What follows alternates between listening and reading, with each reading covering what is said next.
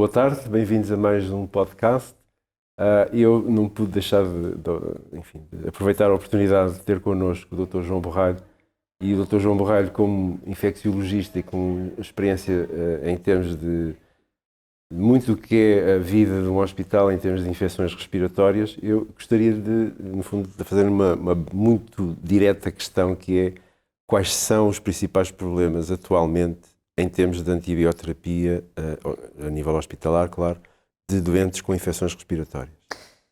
Sim, obrigado pelo convite aqui. Primeiro que tudo, eu sou um aspirante a infecciologista ainda, médico interno ainda no Egas Muniz, e o que nós vemos nos hospitais de infecções respiratórias, particularmente as nosocomiais, que são o grande flagelo atualmente nos cuidados de saúde, são as bactérias multiresistentes, em que existem algumas infecções que são virtualmente muito difíceis de tratar ou praticamente impossíveis de tratar. Temos à cabeça as enterobacteriáceas produtoras de carbapnemases, por exemplo, produtoras tipo KPC. Claro que temos o velhinho Staphylococcus aureus resistente à ampicilina, que neste momento temos opções terapêuticas boas, como a vancomicina, a linezolid, entre outras. Mas as enterobacteriáceas produtoras de carbapnemases temos tido dificuldades em tratar, porque já são resistentes a carbapenemos, que são antibióticos de última linha, praticamente. E o que nós temos visto é que temos tido um ressurgimento de fármacos antigos que se deixaram de ser utilizados na prática clínica devido a efeitos tóxicos. Eu digo isto, por exemplo, a colistina, que é nefrotóxica, neurotóxica, que tivemos que reanimar para utilizar em bactérias cujas infecções eram muito difíceis de tratar e que não tínhamos outras opções. São eficazes até certo ponto, e até que tivemos que os novos fármacos que têm surgido nos últimos anos têm sido, na verdade, não têm sido novos. Ou seja, têm sido combinações de fármacos que nós já conhecemos. Okay. Por exemplo, ceftazidime avibactam, ceftalozano tazobactam, na verdade, junções de cefalosporinas com inibidores das beta-lactamases, em que nós tentamos fazer aqui uma mescla, não é? E que resulta e que realmente tem tido resultados positivos nestas infecções nosocomiais por bactérias multiresistentes. Agora é que há um problema, não é? É que as bactérias têm uma alta capacidade de adaptação. E esta carga de antibióticos de largo espectro com maior seleção de bactérias multiresistentes já levou e levará cada vez mais bactérias ainda mais resistentes mesmo a estes novos fármacos.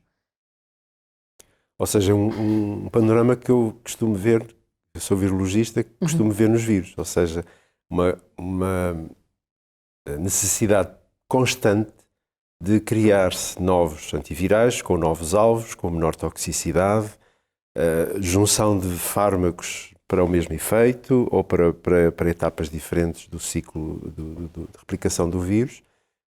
E a imagem que eu também retenho, pode ser errada, mas a imagem que eu tenho é que a indústria farmacêutica, as empresas de biotecnologia, de uma forma geral, têm investido muito na tentativa de não o tratamento estrito de levar a pessoa a eliminar o vírus, mas pelo menos a controlar uma infecção viral.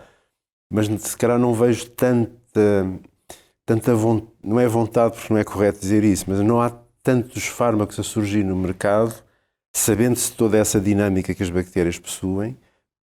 Parece que se está um pouco naquela posição, deixa ver o que é que isto vai dar, pode ser que não seja tão resistente assim, e não há uma entrada nos pipelines das empresas tão denso, não é? Eu compreendo o que está a dizer. Eu acho que os vírus são um pouquinho diferentes das bactérias. Eu também faço consulta de seguimento com doentes com o vírus de imunodeficiência humana, e que é o paradigma da infecção por VIH é que matava previamente com as infecções oportunistas e nós cronificámos a doença, certo, não é?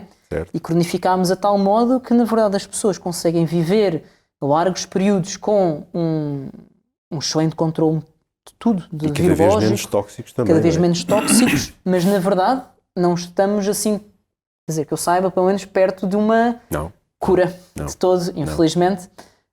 De uma cura. E lá está, é um paradigma de uma infecção que se tornou crónica e que os novos fármacos têm surgido, mas têm surgido no ponto de vista de cronificar cada vez melhor a doença, vamos pensar assim, não é? Claro. E em termos de tratamento mesmo, cura da infecção, Isso está longe ainda de não acontecer. temos tido resultados. Sim, sem dúvida. Em relação às infecções bacterianas, é difícil de cronificar uma infecção bacteriana, podemos falar da tuberculose, da latência, com cronificação, é um adormecimento, vá.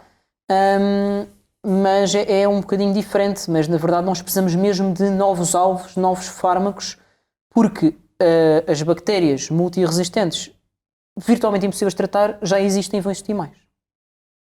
Pois. Vacinas só para o pneumococos. Vacinas. Tirando a BCG para BCG, claro que nós podemos falar do hemófilos influenza também, que está no nosso plano nacional de vacinação. Sim, a tosse convulsa, tudo isso é prevenido, mas eu digo daquelas infecções que ainda há bocadinho ouvi falar, estafilococos disto e daquilo, pseudomonas disto e daquilo, nada disso tem vacina. Que pelo menos a vacina é eficaz, naquilo que eu saiba, não. Só o pneumococos. Ou seja, também aí há uma grande diferença. Há um caminho a correr. Exatamente. Um caminho a correr ainda para melhorarmos aqui os cuidados aos doentes e prevenir particularmente. E qual acha que poderá ser o principal... nós estamos sempre a falar nos superbugs. Já há vários superbugs, mas da sua experiência em termos de hospital, qual é de todos o mais super dos superbugs? Pela minha experiência atualmente, a bactéria que me mete mais medo, vamos pensar assim, numa pneumonia nosocomial mais aguda, eu acho que neste momento teria que dizer ou a Klebsiella pneumónia produtora de carbapneumases ou uma Pseudomonas aeruginosa multiresistente. Porque nada as de... Temos a Ceftazimavibactam, temos o Ceftoluzano-Tazobactam, mas e existe outra, não estava a recordar, que é o Enterococcus faecium resistente à vancomicina.